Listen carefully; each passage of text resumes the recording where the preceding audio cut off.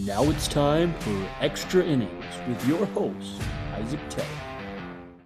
And welcome back, everyone, to Extra Innings, your home for everything UMC baseball. Today, I'm joined by special guest Hunter Plante, the voice of Minnesota Christian Athletics. Welcome, Hunter. Thanks, Isaac. Thanks for having me. Great name, and glad to be part of it today. Awesome. Well, let's just jump right into it. So, getting started, I want you to start at the beginning. How did you get your start in sports broadcasting, and what early steps helped you break into the industry? Yeah, that's a really good question.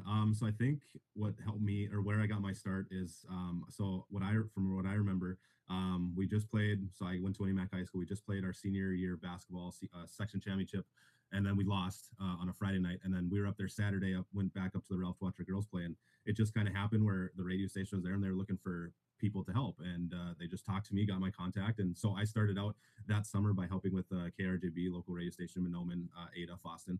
And then they just asked me if I want to do any games, and I said absolutely. So I got my start with football, then went into basketball, and then did baseball, softball in the spring for them. So I did that for about 2 years. So that's kind of how I got my start. I think it was just really helpful to do that high school, portion of the broadcasting, because it just helps with the speed of the game and everything, getting to know some of the terms and getting to know a lot of the people too. So I think that was really helpful. But I think that's when I really started to really love broadcasting.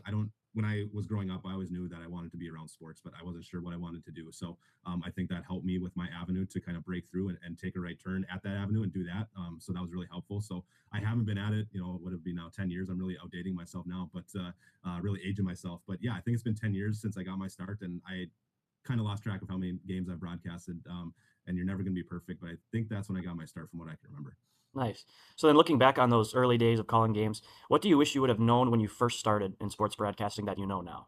Ooh, that's a really good question. What don't I want to know? I mean, there's just so many things that I wish I knew now. I think the main thing is I think I put so much pressure on myself to be perfect right away, and I think that's the thing that with any job that anyone will get, it's like just have fun with it, right? I mean, if your job is actually stressful and a job, is it really a job? I don't know. So I think that's the main thing I try to have every broadcast. Just have fun with it. Just you're trying to get the best broadcast possible, obviously, but I just put so much pressure on myself to get all the, to be so smooth and have the right call and stuff. And sometimes that just comes naturally. So I think that's one thing through my 10 years of doing it that I've really started to understand is just things come naturally sometimes, and you just gotta have fun with it and go with your gut. So there's a lot of things, but I think that would be my main answer to that one, Isaac. Nice. So now talking about how you've developed your voice in the booth, who would you say has influenced your style as a broadcaster, and are there any play-by-play announcers you've modeled your work after over the years? Yeah, that's a really good question. I think there's a lot of them. Just with calls specifically, like Mike Breen, basketball is a good one. Just with him, watching him, Joe Buck, obviously doing the World Series for all those years, and then obviously doing the NFL. Just he's just so smooth with it. He knows his stuff, and that's kind of where I get that part of it. I want to know my stats and stuff like that going into it. And then recently, there's a guy by the name of Michael Grady who does Timberwolves games for Valley Sports or FanDuel Sports North. That's just fantastic. He's got all sorts of these great one-liners that I try to emulate sometimes too. So there's a lot of them, but that's one thing I would say too is if you are getting into this field, just listen and learn and try to take it from the best. Like with any job, right? You got to learn. So I think those are the three that I've tried to emulate. Growing up it was Joe Buck and then Mike Green, and then recently now it's Michael Grady. So trying to get that baseball side to it, Isaac, for sure. So Oh yeah, Dick was another one. for Obviously, sure.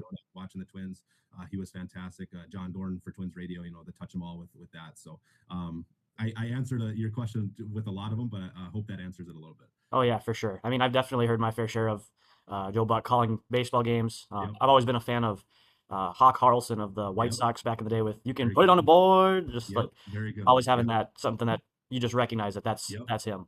Yep. And that's the thing, right? Is if you recognize it, odds are it's pretty famous, right? So Yeah. that's a very good one to emulate. Yeah. So then that kind of leads nicely into the craft itself. So what skills or personal qualities do you think are the most essential for someone who wants to succeed in sports broadcasting? I think personal wise, just being kind. I mean, I think that goes a long way. If you're a good person, that's going to get you a long way in this business for sure. That's one thing I've noticed, and with anything too. I think, right? I keep going back to with anything, but it's true. Like I think if you're a good person, that kindness goes a long way. Skills wise, obviously you got to know your stuff, right? You're not gonna.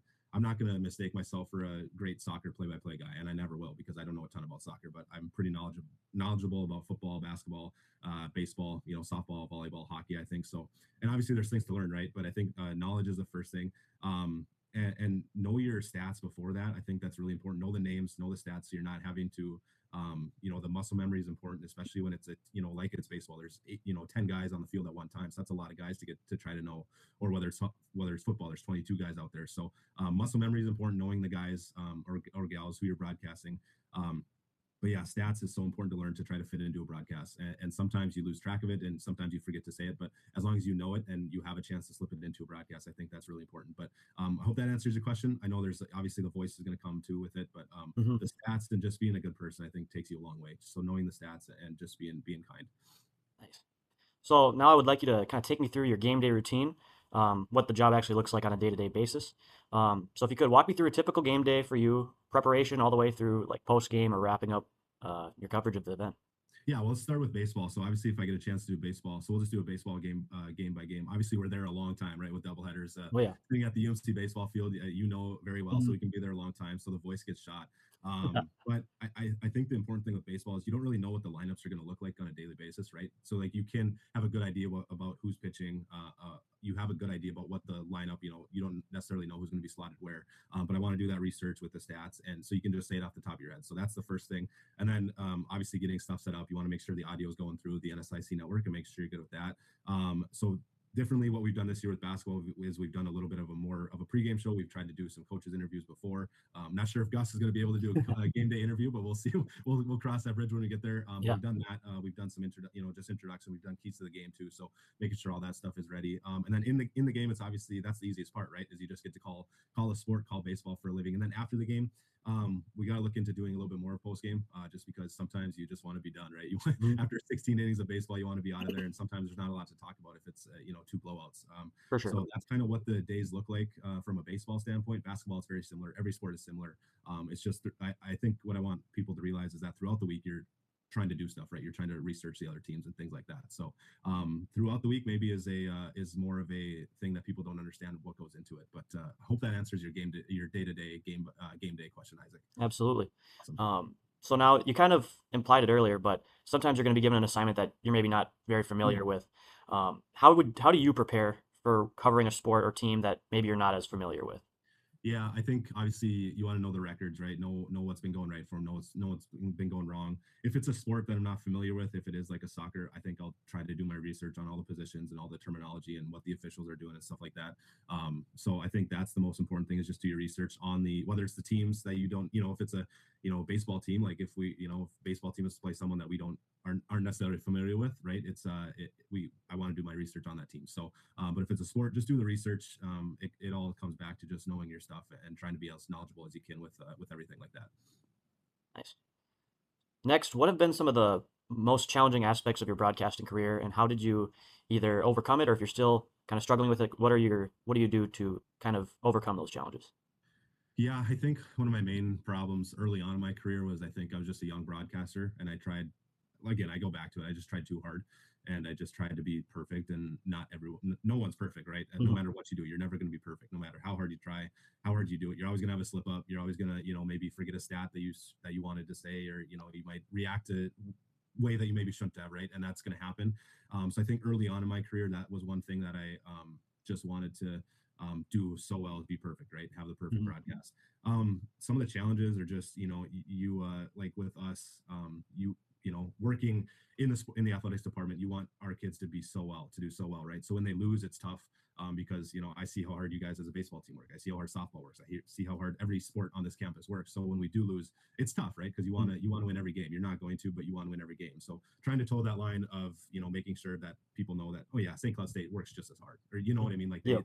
they put their pants on one leg at a time too, like we do. So that's the toughest thing is just towing the line of being too homerish, I guess, if that Mhm. kind of helps. And that's a line I don't know if I'll ever be able to not cross. It's just kind of the way I'm built and the way I think most college athletic announcers are built is you want to see your home team win, obviously. So Right. I mean, I guess that's one benefit of being a sports broadcaster for a team that you're passionate about. You want to do your best to try for to sure. skew the story, even if it is like a blowout, to just highlight the individual efforts or team efforts throughout the game that showed signs of promise that even though the scoreboard may not reflect it, um, you're giving them their shout out along the way. Yeah, and you're always trying to paint that story, right? I mean, Mhm. if it's a 100 to 50 game, you're always trying to find that silver lining. Might be easier said than done, but you're always trying to find a silver lining to paint the picture as best as possible. For sure, that's a really good point.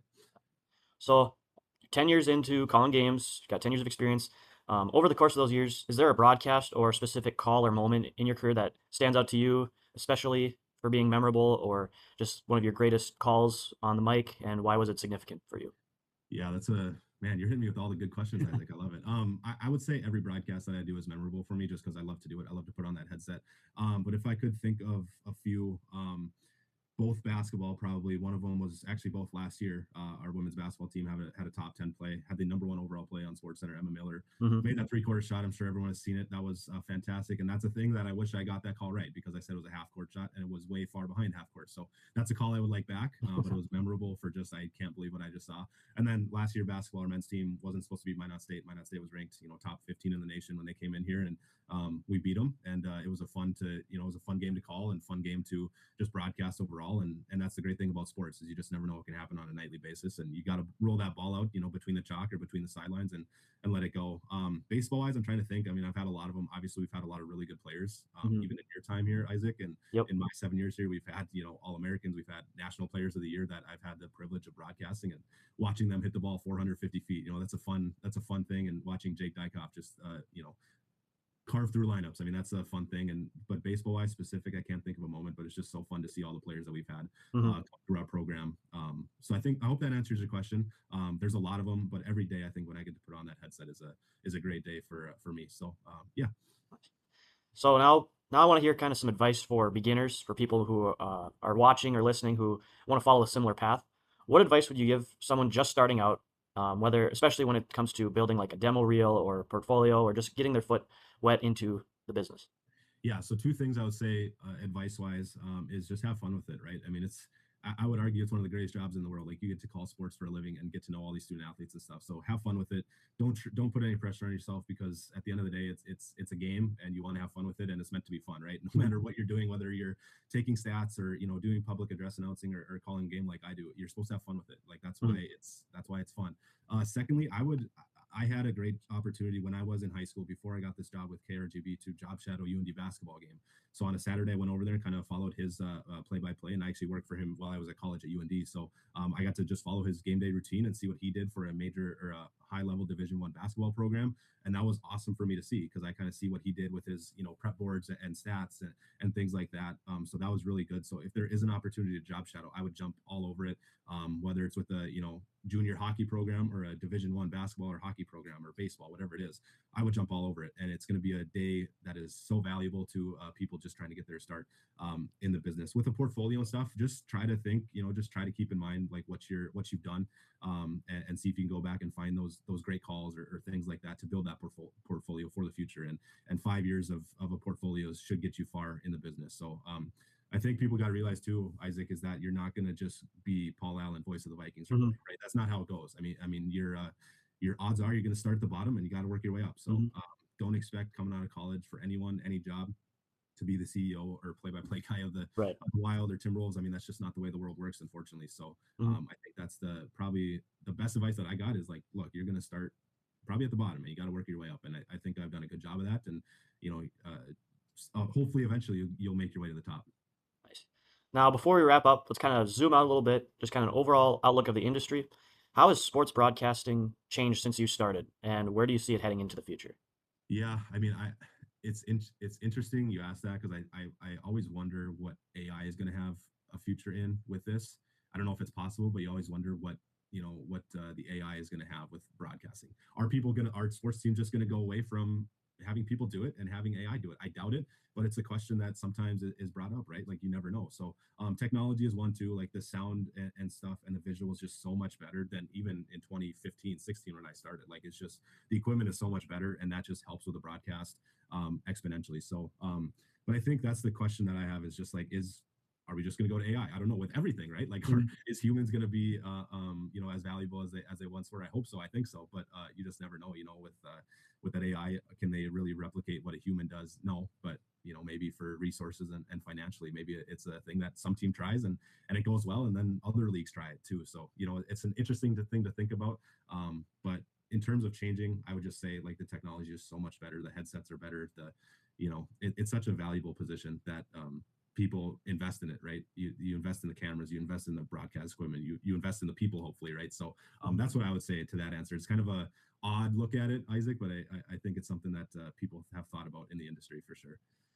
Nice. Well, I think that's all the time we got for today. So, Hunter, thanks again for joining us for this edition of Extra Innings. And we'll get back to you some other day. Awesome, man. Thanks for having me, Isaac. Appreciate it. Take care.